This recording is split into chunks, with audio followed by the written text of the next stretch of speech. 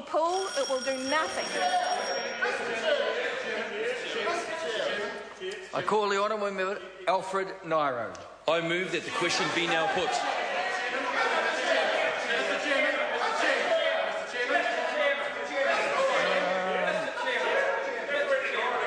I call the honourable member Chris Farfoe.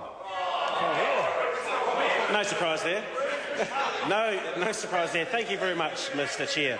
Mr Chair, one of the justifications that the Minister and the Chair gave for this 3 cent per litre increase over the last 3 years is that they announced it early. They announced it a week before Christmas last year. So Jerry Brownlee, acting as Santa Claus, gave the people of New Zealand a 9% increase, 9 cent increase in their petrol tax over the last 9 years, over the next 3 years, Mr Chair. Well, Mr Chair, those people who are going to be paying around $45 per year more for their petrol are hard-working. Wow, he doesn't think it's much.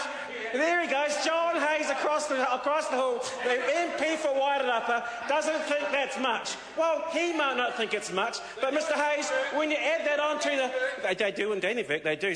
So the people of Wairarapa who don't, Mr Hayes is not one. $45 is nothing to Mr Hayes. But if you add on the $40 more for prescription charges that each Kiwi has to pay more, if you have to add on the increase in GST that the government brought in, Mr Hayes, it is a lot of money. So here you go. John Hayes is probably the most out-of-touch Member of Parliament in this House. If he doesn't think putting up the petrol taxes by $45 a year is just a little bit of cash, it might be a little bit of cash to him, Mr Chair, but to a lot of Kiwis out there who've been watching this budget very closely, it is a lot of money. So I'm quite happy for Mr John Hayes to put on the record here in this Parliament that $45 more a year to pay for their petrol is not a lot of money. Mr Hayes, you are so out of touch. Mr Chair, getting back to the clause in Part 1 that would be a good idea. That I was referring to, and I wanted to look directly at 79AC3, which does set out the 3 cents a litre increase in petrol excise over the next 3 years. And as a number of speakers have said, this is all part of an illusion that the government is trying to create, that its books are well in order. But the reality is completely the opposite. I think one of the Kiwi traits, a good Kiwi trait, is that when you're trying to spend money or buy something, you make sure you've got the money to pay for it. And one of the promises that this government made around the roads of national significance is that it could afford to pay for it. But by bringing in this petrol tax, 3 cents a litre over 3 years, as it says in Part 1, it's clear to see, Mr Chair, that this government didn't have a plan to pay for it.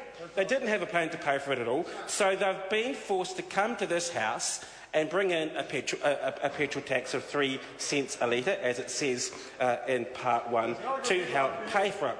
But again, as many other speakers have said, this is all part of the illusion.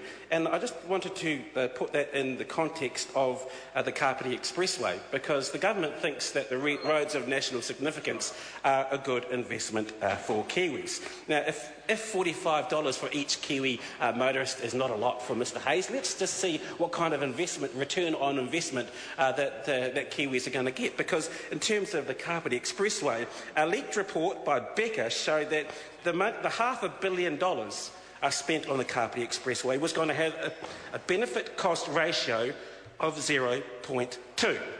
0.2. So for every dollar spent, the economic benefit to New Zealand is 20 cents. 20 cents. That's not a lot of money to Mr Hayes. 20 cents is not.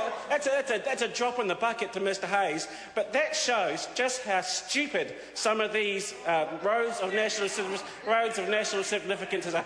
If the national government thinks that spending $1 on a motorway and getting 20 cents back for it is a good investment, well, I hope that quite a few people at home are watching this debate, because that is a complete dog of an investment.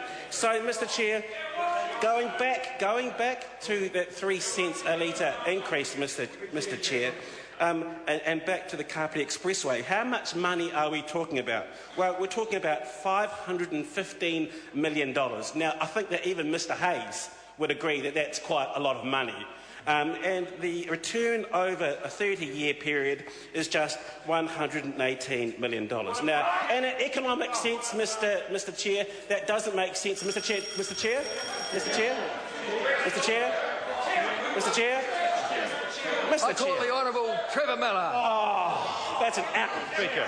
And Mr. Speaker, I want to thank you for doing that, Mr. Speaker, because I think there is a need to focus heavily on this part of the bill. I think it's fair to say it would be important to focus even more heavily on the next part of the bill as well, because that's the grubby bit where they give even more money that they're taking off hard-working, hard-taxed New Zealanders back to their mates. That's in the next part, and I will get on to that after we've had the division on this one.